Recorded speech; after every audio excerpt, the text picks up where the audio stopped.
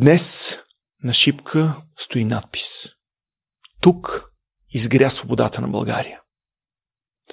Ами си иска повече хора да знаят какво стои за този надпис.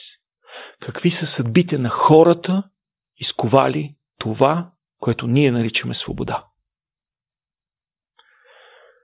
Иска ми се повече хора да знаят техните имена.